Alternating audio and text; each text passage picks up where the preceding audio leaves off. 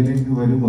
കാരണം ഞാൻ എൻ്റെ കാര്യങ്ങൾക്ക് ഞാൻ ഒട്ടും സെൽഫ് മാർക്കറ്റിംഗ് ഇല്ലാത്തൊരു ആക്ടറാണ്. മലയാളത്തിൽ ഇത്രയും സെൽഫ് മാർക്കറ്റിംഗ് ഇല്ലാത്ത ഒരാൾ ഞാൻ മാത്രമേ കാണുള്ളൂ.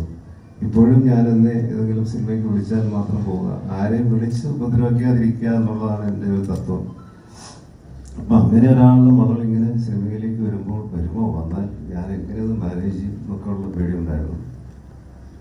അങ്ങനെ അടുത്ത സമയത്ത് 2 വർഷം മുമ്പാണ് എന്നെ പറയുന്നത്, ഒരു പ്രായപൂർത്തിയായ മകൾ അച്ഛനോട് തുറന്ന് സംസാരിക്കുന്ന ഒരു മകളാണെങ്കിൽ, അച്ഛനത് കേൾക്കുന്ന അച്ഛനാണെങ്കിൽ പറയാവുന്നൊരു കാര്യമുണ്ട്: അച്ഛൻ എനിക്കൊരാളെ ഇഷ്ടമാണ്, എനിക്ക് കല്യാണം കഴിച്ചു തരുമോ എന്ന് ചോദിക്കുന്ന അതേ ലാഘവത്തോടുകൂടി, അച്ഛാ എനിക്ക് സിനിമ ഇഷ്ടമാണ്, എനിക്ക് സിനിമയിൽ അഭിനയിച്ചാൽ കൊള്ളാമെന്നുണ്ടെന്ന് ആദ്യമായിട്ട് എന്നെ തുറന്നു വരുന്നത്.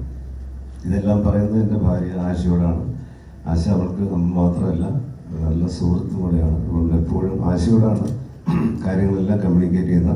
ആശ വഴിയാണ് ഞാൻ അറിയാറ്. അപ്പോൾ ആശ പറഞ്ഞു, മോൾ അച്ഛനോട് തന്നെ പറയാൻ പറഞ്ഞു. അങ്ങനെ ഒരു സുപ്രഭാതത്തിലാണ് പറയുകയും ഞാൻ ഒരിക്കലും നോ എന്ന് പറഞ്ഞില്ല. കാരണം അവളുടെ ഇഷ്ടമാണ്. ഒരിക്കലും എൻ്റെ ആഗ്രഹം വരെയാണെങ്കിലും മോളത് ആഗ്രഹിക്കുന്നുണ്ടെങ്കിൽ നടത്തി കൊടുക്കുക എന്നുള്ളതാണ് ഒരു പിതാവിൻ്റെ കടമ. ഞാൻ വിശ്വസിച്ചു. അങ്ങനെ നമുക്ക് വനിതയിലൊരു ഇൻ്റർവ്യൂ കൊടുക്കാം. അച്ഛക്ക് ഇപ്പോൾ ചാൻസ് ആരുടെയെങ്കിലും വിളിച്ചു വയ്ക്കാനൊക്കെ ബുദ്ധിമുട്ടായിരിക്കും. അങ്ങനെയൊന്നും കിട്ടുന്ന ഫീൽഡല്ല സിനിമ. നമുക്കൊരു സമയമുണ്ടാകും, ആ സമയത്ത് അവർ വിളിക്കുകയുള്ളൂ. അപ്പോൾ അങ്ങനെ വനിതയിൽ ഇൻ്റർവ്യൂ കൊടുത്ത് ഇങ്ങനെ ഒരു അറിയിപ്പ് ഞാൻ അറിയിച്ചു, മോൾക്ക് ഇങ്ങനെ ഇൻട്രസ്റ്റ് ഉണ്ട് സിനിമയിൽ എന്നൊക്കെ പറഞ്ഞു. അങ്ങനെ കുറച്ച് വിളികളൊക്കെ വന്നു. അതിനുശേഷം ആദ്യം ഞാൻ പറഞ്ഞത്, ഇത് അമ്മയെ അറിയിക്കുക, മോളുടെ അമ്മയെ അറിയിക്കണം. അതിനുവേണ്ടി ചെന്നൈയിൽ പോയാലും കുഴപ്പമില്ല, ഉർവശിയോട് പോയി ഈ കാര്യം പറയണം. അവരുടെ അനുഗ്രഹമാണ് ആദ്യം മേടിക്കേണ്ടത്. കാരണം ഒരു ദക്ഷിണേന്ത്യ കണ്ട ഏറ്റവും വലിയ വെർസറ്റാലിറ്റി ഉള്ളൊരു ആക്ട്രസ്സാണ്.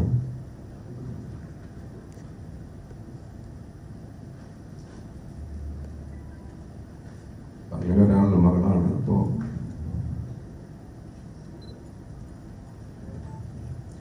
നമ്മൾ ചെന്നൈയിൽ പോയി അമ്മയുടെ അനുഗ്രഹം മേടിക്കണം പറഞ്ഞു. ഞാൻ വിട്ടു. ഞാൻ കുറച്ച് ഇമോഷണൽ, എപ്പോഴും അങ്ങനെയാണ്. ഇത്തരം കാര്യങ്ങൾ, മോളുടെ കാര്യങ്ങൾ വരുമ്പോഴേക്ക് ഞാൻ അങ്ങനെയാവും. അങ്ങനെ ഞാൻ വിട്ടു. അവളുടെ അമ്മ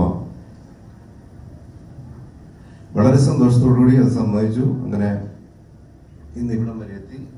ഇതിനിടയ്ക്ക് എൻ്റെ പ്രിയപ്പെട്ട സുഹൃത്തുക്കളായ സേതുവും